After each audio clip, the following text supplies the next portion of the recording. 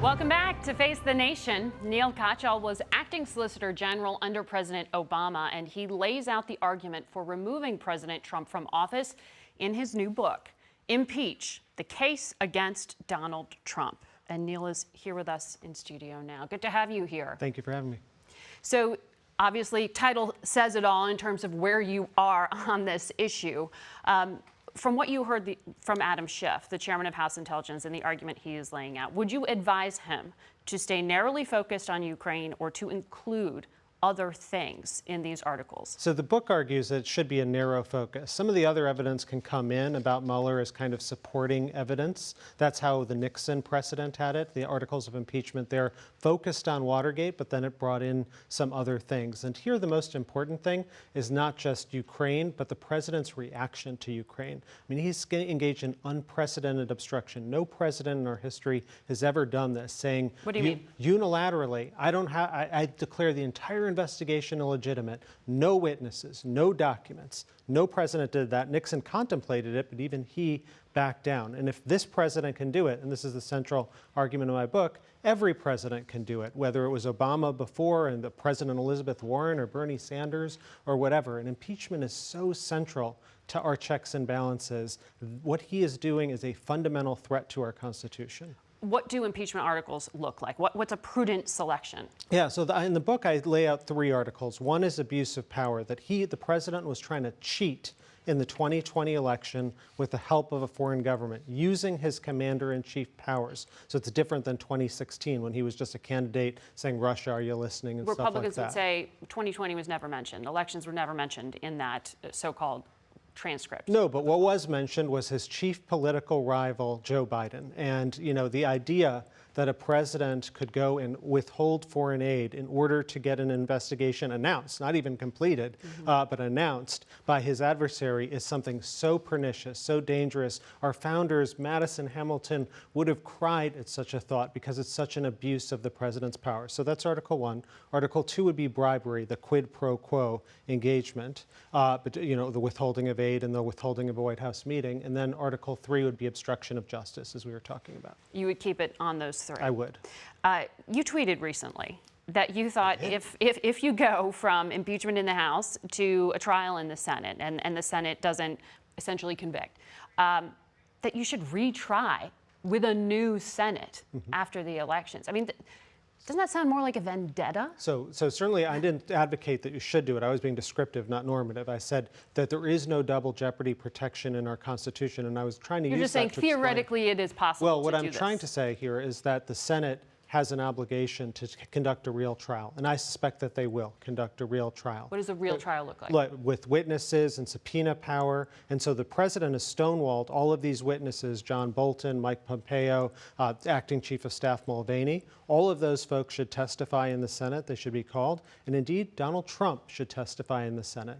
And so what's happened right now is the president has said, I don't have to bother complying with any of this, but in the Senate, in that real trial, there will be subpoena procedures available, and the Democrats can call Trump, and I think that they should. You call yourself an extreme centrist, but given your prior work, people will say you're a Democrat.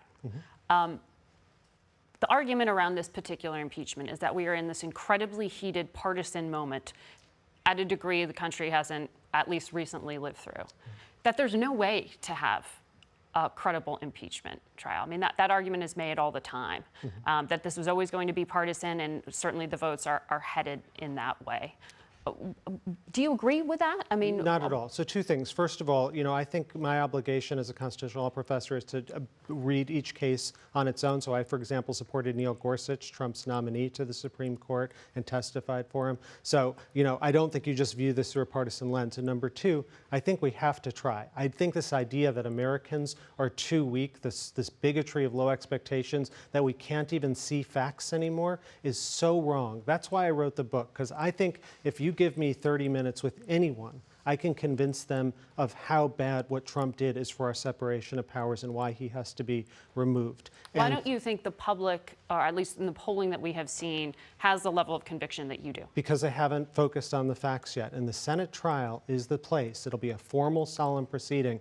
And as a litigator, I've seen how trials change opinions. But what does a trial look like? I mean, people think of Law and Order. They think of courtroom dramas. They don't necessarily have a lot of precedent here. I mean, this is only really kind of the third, maybe fourth time our country's done this. Yeah. Well, we've had 18 impeachments and some Senate trials, it's not over presidents. And so I think it looks like a real trial. It looks like witnesses coming forward and arguments being made in the eyes of the nation. Do you really believe the Republican-controlled Senate is going to subpoena John Bolton or subpoena Secretary of State Pompeo? The Democrats will have subpoena power, and it will go to the Chief Justice. And I've had the privilege of arguing now 39 cases before the Chief Justice. I'll argue my 40th on Wednesday. And I think he's a consummately fair person, and I think he will want this evidence out to the American public. Interesting. And are you advising on this? No. No. No. Just through my writing. Through your writing. Yeah. All right, Neal Katyal, thank you. Thank you. Good luck with the book. We'll be right back with our political panel.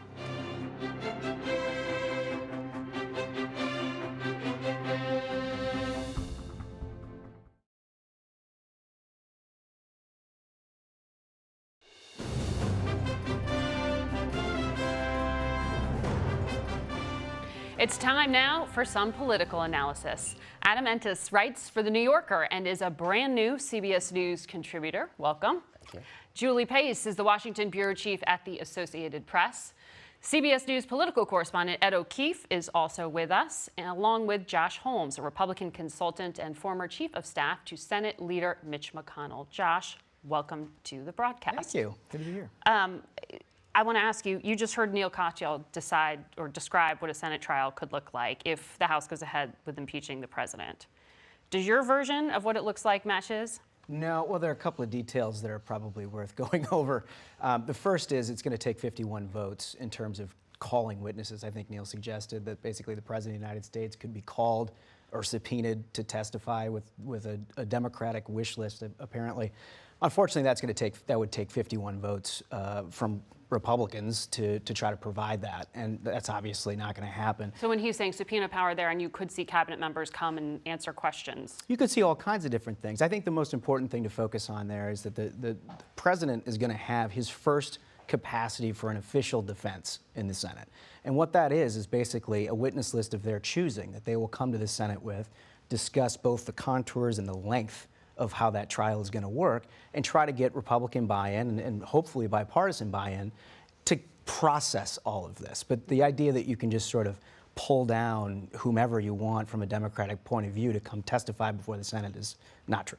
Well, one of the witnesses that you hear the White House and you hear Republicans say they want to hear from is Hunter Biden and Joe Biden, the current candidate.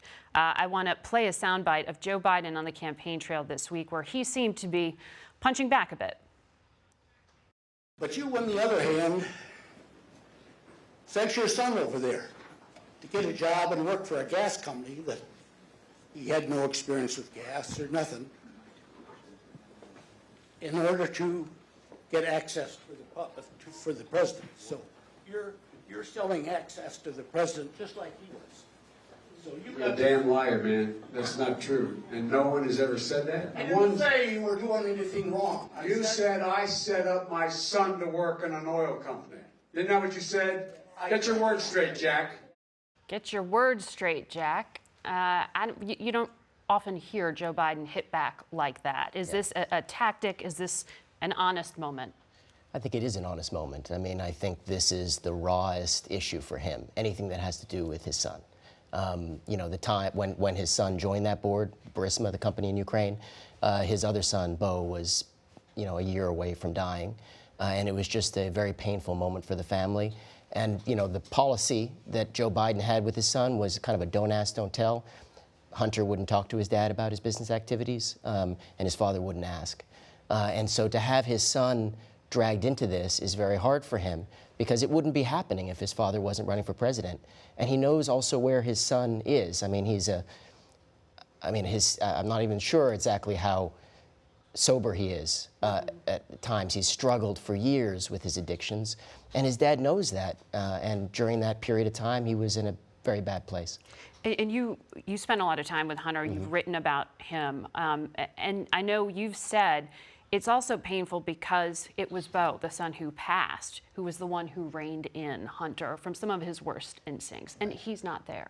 Right. So whenever Hunter started drinking again, it was Beau that would take him to the airport so he could then fly to get treatment, right?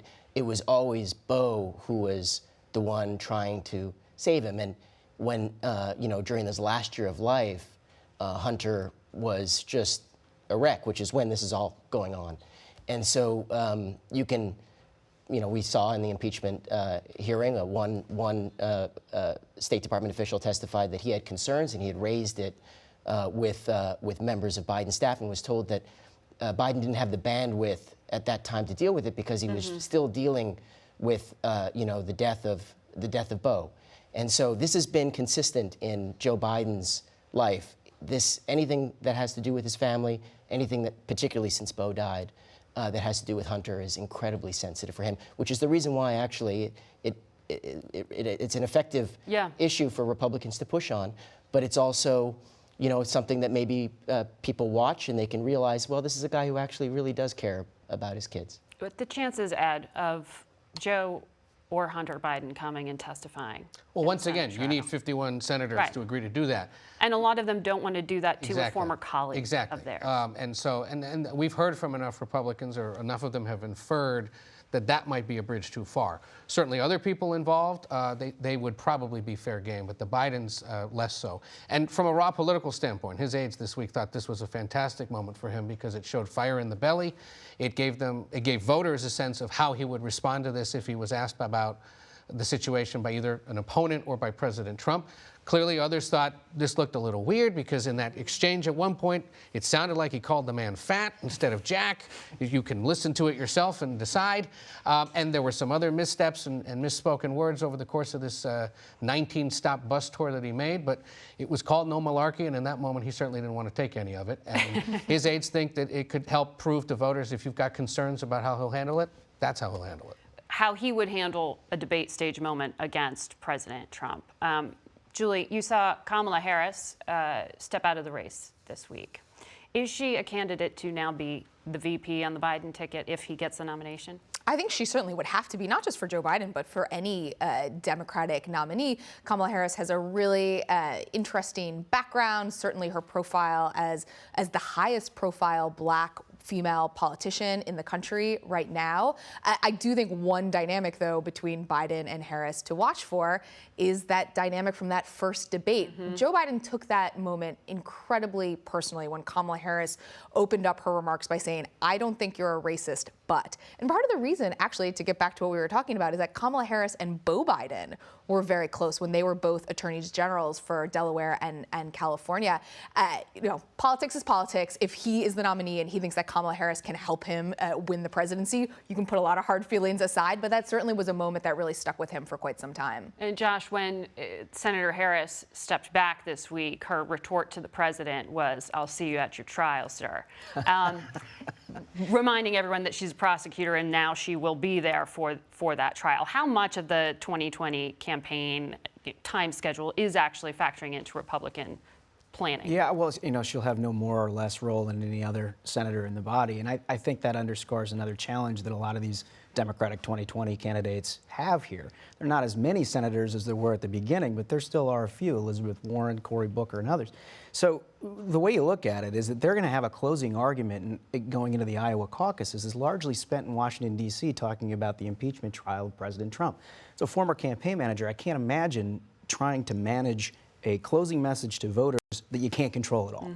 And being in Iowa. Yeah. And that might maybe factor into some thinking in Republican leadership. We could see not just the month of January, but how long is this going to last? Well, you never know. The contours, again, are going to have to be set with 51 votes. And I think the one thing that Senate Republican leadership is absolutely committed on doing, and you saw Pat Cipollone and others come up to the Hill and talk to Republican senators about this, is that they want a full trial. They want the president and his team to be able to provide a full witness list, that they have the first kind of access to the American people to push back on the charges that Adam Schiff and others have brought. So that could take a while. But again, I think a lot of that is going to be determined by what the specific articles say. And I didn't hear that from Mr. Schiff this morning. Well, we might know more by the end of this week. We'll take a quick break here, but I want to come back with more on the White House strategy. And a lot happened this week, as always. But we'll be right back with more from our panel.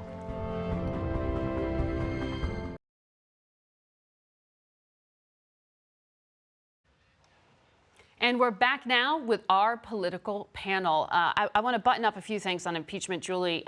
You heard President Trump, while he was overseas, politics no longer stopping at the water's edge, unload on Adam Schiff. I mean, he called him a deranged human being, a maniac, a very sick man. This is someone who's trying to impeach him and in the process of writing the articles against him. What is the White House strategy here? I think the White House strategy is to very quickly get through this House process and move on to the Senate. They have basically accepted the fact that the president is going to be impeached. They want to move on to the Senate, but I do think that there is a little clarity that needs to be brought to some of the White House officials about what this process actually looks like. I mean, Josh was making this point. This is not a situation where the Republican senators are going to be out there on the Senate floor actively able to defend the president. This is going to be a process that's run by managers, that has witnesses come forward. So it's a little bit different than I think what the president has in mind right now. But certainly they think that this is a better forum for them. They think this is an opportunity to go on the offensive and bring forward people who might add to the picture that the president wants to paint, which is of a Democratic administration under a Vice President Joe Biden who was engaged in corruption, which is unproven. So I do think it's a pretty high bar if you're the White House to try to push in that direction, given the real lack of evidence that there is to bolster that case. So this isn't going to look like your average courtroom drama. This is not going to look like your average courtroom drama. Adam, Rudy Giuliani, the word bold, the word brazen has been used when I was talking to Republicans about this decision of him to go to Ukraine this week and to meet with individuals who are part of this entire impeachment proceeding. Is there a strategy there? Mark Meadows on this program was saying he would look at the information that Rudy Giuliani brings back. Is that actually going to be introduced? Yeah, I don't really know what the plan is for that. I mean, I did talk to somebody who traveled with Giuliani on the trip, and so originally he was going to Budapest to see Lutsenko, the former prosecutor general. And then as a last minute, they made a decision to go to see Shokin, his predecessor, the former prosecutor general who was allegedly fired by Biden, allegedly again to protect his son. His strategy is clearly just to kind of keep keep fanning the flames of a innuendo, half-truths, rumant. That these Ukrainians are giving him. I spent a lot of time there with some of these characters, they've pretty bluntly told me that, they are just feeding Giuliani, in many cases, what he wants to hear. Mm-hmm. Giuliani is very eager to accept this information that he's getting. He doesn't question it. He's just trying to put it out there, hoping that some of it will stick. This is not that different from what was contained in the dossier that he provided to Pompeo at the State Department back in, I think it was April or May. That ended up with the Inspector General. Correct, mm-hmm. Which, if you go through it carefully, you realize it's just a lot of innuendo, assumptions, false information. I mean, there's some things in there that are true, but most of it is not accurate. I want to ask you, Ed, about a key interview this week. Our own Gayle King sat down with Mike Bloomberg, former mayor of New York, for his first interview since he declared that he was going to run. What did you make of some of his give and take with her? Two things stuck out. The one that he got a lot of guff for right at the beginning was that he was asked about comments that Cory Booker had made about the increasing lack of diversity now at the top tier of the Democratic race, and Bloomberg sort of brushed it off and said, well, he supported me once, he sat on my board, he's well-spoken, and those are buzzwords for Black and Latino candidates, minorities all across the country who've heard too much of that. Booker called him out for it, Bloomberg apologized. The more effective answer he had, though, was to the question about the fact that he's entering this race and basically bankrolling it on his own. And he reiterated an argument he made when he ran for mayor, which is, I'm paying for this on my own, I won't accept a salary, therefore I can't be bought. Everyone else is doing the same thing, but they're asking other people for money, and they'll owe somebody a favor at some point. With me, you don't have that. You know who else made that argument? Donald Trump. And guess what? It worked. And who's Mike Bloomberg trying to win over? The same kind of people who may go back and forth between both parties, who probably voted for Donald Trump. He's unloading $60 million in TV and radio so far, about $5 million across digital platforms. If you're an American with a TV or a phone. You have probably come across this now Yeah. in the last week, and it will continue to happen. And we will see probably right after the holidays whether it's sticking or whether he's struggling. What do you think his chances are of winning over some of the Republicans Ed just talked about? Well, no, look, I think you're only buying something if you get a product in the end. And I haven't seen any evidence that voters at this point have gravitated towards Bloomberg and away from some of his Democratic primary rivals. But the idea that he's gravitating, that any sort of voter in the center that has a right of center view is gravitating towards Bloomberg, I think is way far afield. At this point, the issues that define Michael Bloomberg and his post-mayoral sort of activism category are all exclusively not only left of center, but are almost litmus tests in the conservative electorate. The gun control, banning soda, I mean, getting rid of coal, his energy stances, all. He was a Republican at one point. Right, and it's pretty hard to make that case now, and I think voters are going to look at that in the context of a Democratic primary, and again, it's going to be very, very difficult for somebody like Michael Bloomberg to say he's an actual centrist.